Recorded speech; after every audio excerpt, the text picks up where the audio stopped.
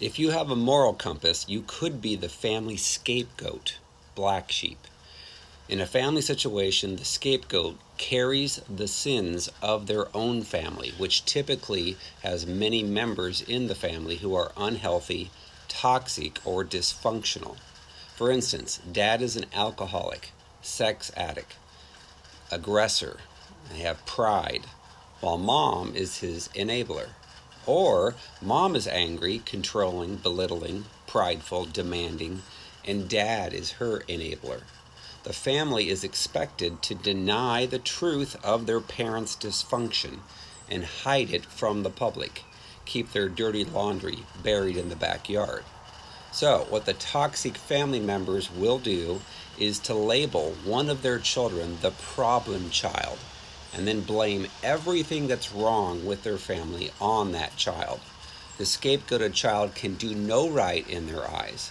The scapegoated child typically has a moral compass and is a truth teller that won't look the other way and ignore sin, but have a very good heart.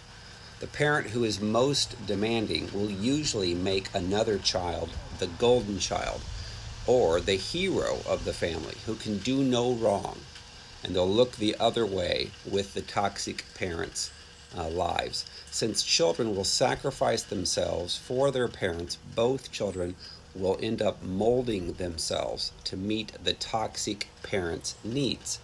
The child that is the scapegoat will work tirelessly to try to earn the love of their demanding parent, but never achieve anything but blame and shame.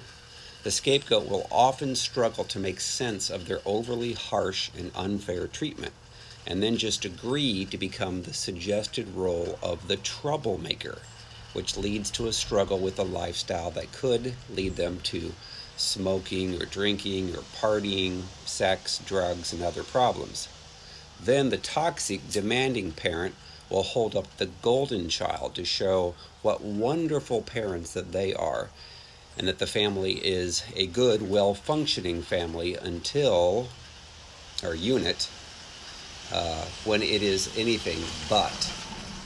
So they point at the scapegoat as being the source of any trouble in the family to distract outsiders from the fact that one of the parents, or both, are the problem. Oftentimes both parents are the problem because they both need healed from their soul wounds and delivered from their demons.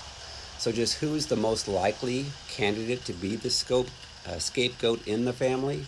It's the truth teller. If there's a child who actually speaks up for themselves and labels the problem as being the truth of what and who it is, then they are likely to be the scapegoat. The child who pipes up and says, "Dad isn't sick, he's drunk," or "Dad is not faithful and looks at pornography and cheats on mom," or "Mom is not a real godly woman like she portrays at church because she yells and screams at home and behaves crazy," will tend to be scapegoated in an attempt to discount what they're saying. The stronger spiritually, they're going to be very strong spiritually and mentally, and the scapegoat is ostracized by the family and stated that they just can't get along with anyone, just as the biblical scapegoat in Leviticus chapter 16 verses 6 through 10 was driven out into the desert with the sins placed on them. They also have to carry the sins of the entire family. This takes strength. The scapegoat typically goes through life alone and does not receive any healthy support from their family. If they remain in the dysfunctional family of origin, they will typically continue to be scapegoated. So it's a lonely life. The most loving with a heart of mercy. The scapegoated child sacrifices themselves for the family. This takes on an enormous amount of compassion and strength as they're blamed for everything that goes wrong. Any child who varies from the family's defined norms. This is a family who's trying to appear perfect on the outside, as image is everything, while the truth is that one of the parents or both, are a mess. Matthew chapter 10 verses 34 through 39 talks about how a man's enemies will be those of his own household. So when you have a moral compass and you choose to do what Jesus wants you to do, don't be surprised if those who are not obeying the Lord will hate you and come against you.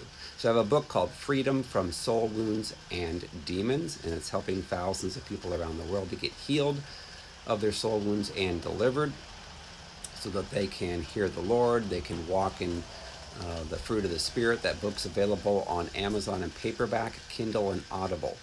Again, it's called Freedom from Soul Wounds and Demons. There's also a Spanish version of it available.